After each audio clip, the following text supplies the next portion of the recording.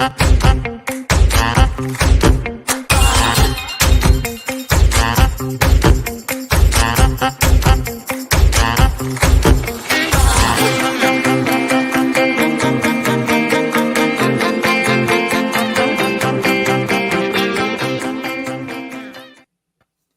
everyone. Welcome to the very first Strength in Numbers coffee chat. I'm going to be doing this every Thursday, and I'm hoping to have some really great guests. If I don't have a guest that week, I will still go live and show and teach some strategies. But this week, I'm really happy to have Paul Michaels. He's my very first guest on my coffee chat. And you may have, seen Paul at my summit. He has been doing really amazing stuff. And he has... he's going to tell us a little bit about it, actually. So I'm just not going to share too much. I'm just going to let Paul introduce himself and let us know a little bit more about him. Hello, everybody. Thank you very much, Charlene. As always, it's a pleasure to be in your sphere. And I just happy to be able to share what we both do now, because it's sort of funny. Before the pandemic, I was a curiosity. And I'm sure you were too. And now people are looking at us just a little differently, like, oh, maybe it's not so weird. Maybe I should look into this. So it's nice. One of those tiny silver linings that comes out of this trauma that we're all living. Yeah. And what is the thing? So that the people who are new, who don't maybe know a little bit about you, what is it that we are doing that is not unusual anymore? So I think the easiest way to describe it is to tell you a bit about my journey, because I think this is something that will resonate with a lot of people. In 2012, I kind of went through a complete change. And the reason for that was, for decades beforehand, I was ignoring my health and wellness. I was your typical 40-something or 40-something dad of 3 kids. I would get up in the morning and I would sit at breakfast. Then I'd get in my car and I'd sit and drive to work. And then I'd get to work and I'd sit at my desk. And then I'd go for lunch. I'd actually get up, go for lunch, sit, eat lunch. And then after lunch, I would sit in meetings. And then I would sit on the way back home.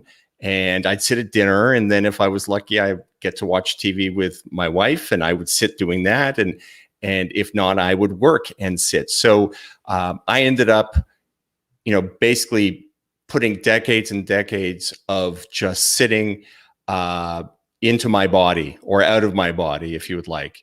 And although I lived less than 500 steps from a brand new YMCA that had all the greatest equipment, I rarely made it. Something always came up with the kids. I was just too darn tired to get off my butt to go. So I really had no excuse, and I would just continually put it off. And one of the problems with our culture is that exercise and work are binary. You're either doing one or you're doing the other.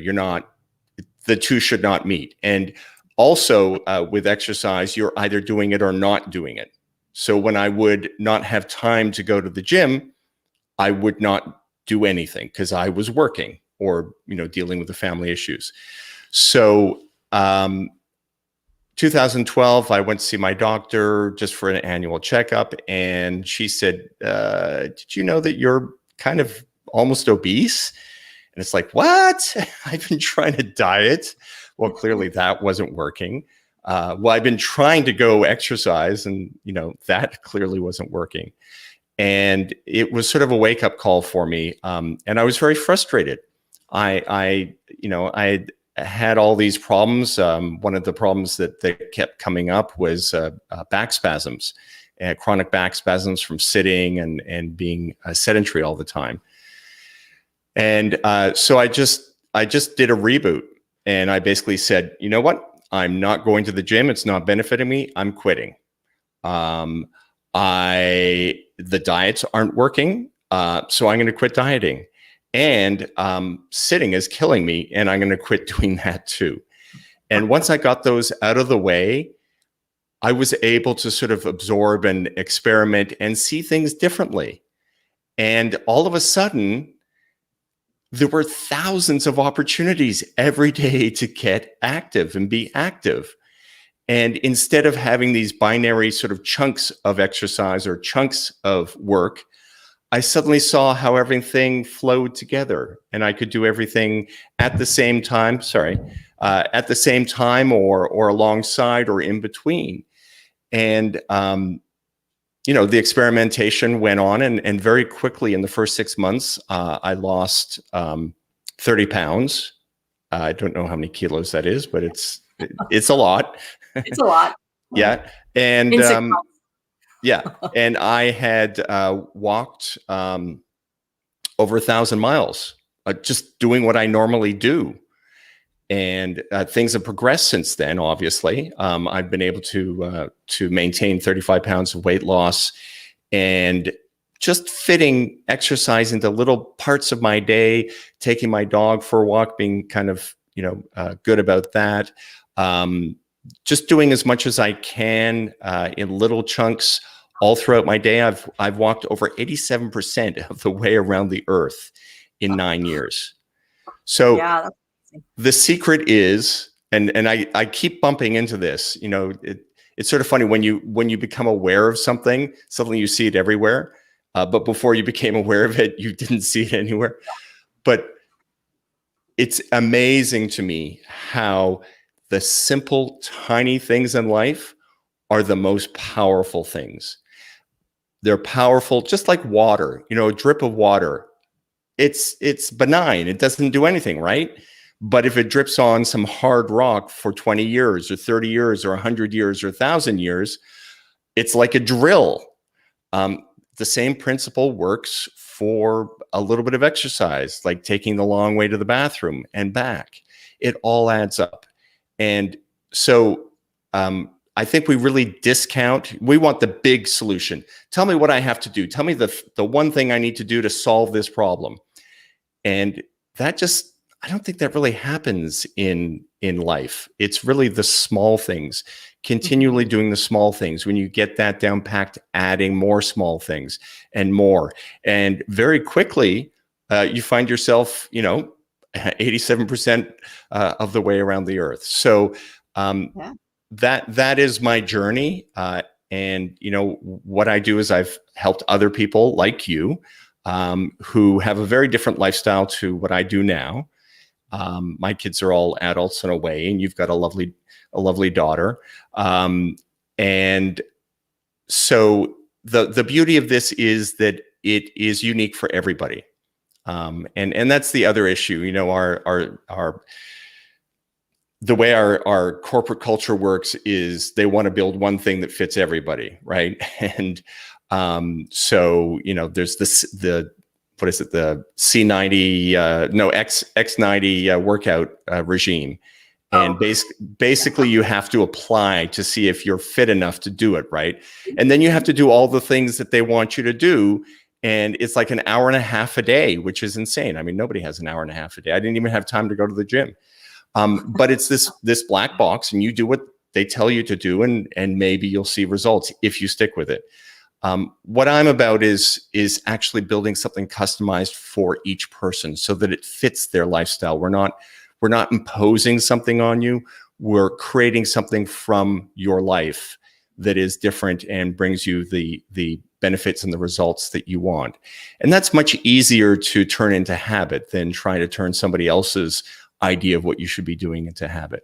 So that's kind of an overview of the philosophy, where I came from, and the benefits.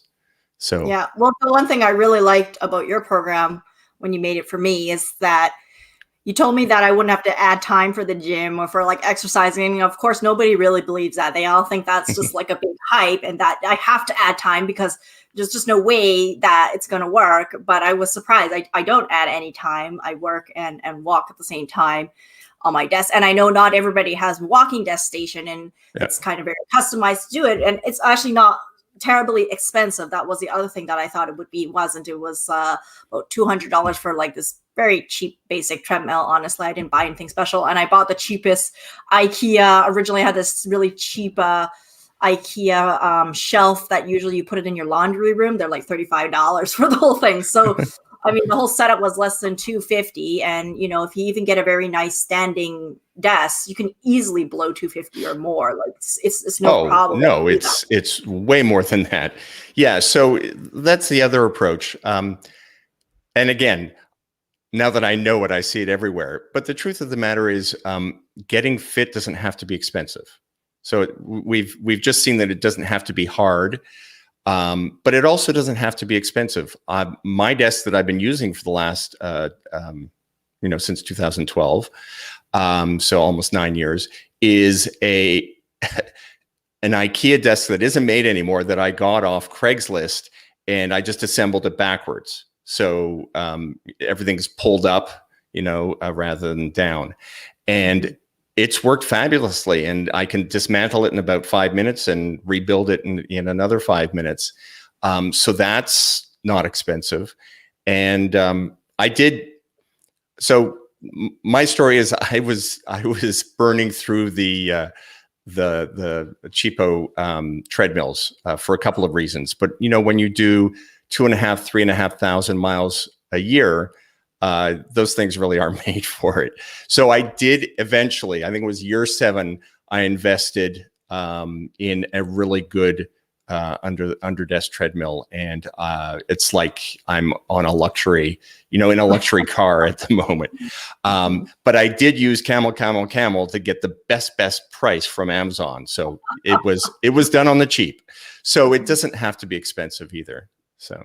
Yeah. And I just like also that you just have strategies that even if you don't have, say, the walking desk, you have strategies where you can just work it into your day. Like I even do a lot of that. Even with walking desks, I still really like to go outside because I work from home, and because, I am on the screen a lot, and it's nice. I find I do get a lot of my best thoughts or just work through things. A lot of times we're just sitting there thinking, and it's not that we're not working, but thinking is part of it, and we don't have to actually sit at the desk and think. We can actually just go for even a 15-minute, 20-minute walk around the block and then come back, and you'll actually probably have some of your best thoughts, best ideas, and figure out the stuff that's been kind of like stuck. And that has really helped me a lot. And I, as Paul knows, originally my husband wasn't really all that into it. I started about 2 years ago. During COVID, when almost everybody gained like the COVID-19 pounds, I actually lost 19 pounds, and I'm still losing. Wow. And I'm actually still I lose really slow, but like Paul said, one of the hardest things to do is everybody can lose, but it's actually really hard to maintain. Yep. And so far I just can keep maintaining. So either I lose or I stay, but I haven't gained. So I was like, oh, that's great, because that's really difficult to do. And I'm hoping to keep losing. But my husband, who at first was not really convinced of it, honestly, to say I can't do that, I can't code at the same time. And when the new year came, I got a new sort of bigger, better setup, a newer station with my shelving here. And I said, how about every time you have a meeting, which you have a lot of meetings, you don't have to type when you have a meeting, you don't have to code. So why don't you just walk during your meeting? And in the first week, he was like exhausted. First of all, he didn't realize how many meetings he had per day. And that also was an indicator to his team, like, oh my gosh, we have a lot of meetings on Zoom. And so now he does at least 1 or 2 blocks of walking just every time he has a meeting. And that didn't take anything out of his day. He now gets actually a lot more steps in. And, I think it's really good. And he actually wants to try to increase, now start to see if he can work and increase that. So that's really good, I think. You can definitely, like, the only time I stop my treadmill, I'm basically walking all the time. The only time I stop it is when I'm like retouching a photo in Photoshop and I've got to do like 2 pixels in somebody's eye. I then stop it because it takes a little bit longer while I'm walking, but that's the only thing. Everything else, I write. Sometimes I record, but I write. I'm doing video editing, podcast editing, just everything. I mean, there's just your top body and your bottom body, you might find kind of separate. Like it's have you seen those videos on, on Reddit and various other things of owls? Here, where is it? The owls and a lot of the avian predators are gimbals. So you can move it around, but its head stays exactly right, like right on. And that's sort of what your upper body tends to do after a while. And you just don't even notice.